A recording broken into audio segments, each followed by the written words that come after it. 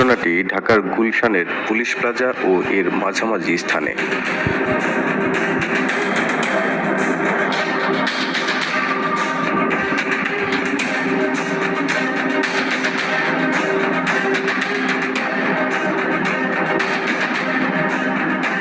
Police plaza থেকে গুলশান 1-এর দিকে আসছিলাম। হালকা বৃষ্টি পড়ছে। কিছুক্ষণ বাইক চালিয়ে আসার পর কিছু মানুষের জটলা দেখে থামলাম।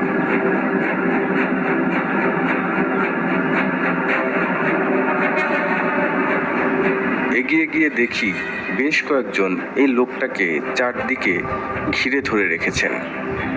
ঘটনা কি? ভিডিও করা দেখে কেউ কেউ একটু সন্দেহের দৃষ্টিতেও জিজ্ঞেস করছেন, ভিডিও করছেন কেন?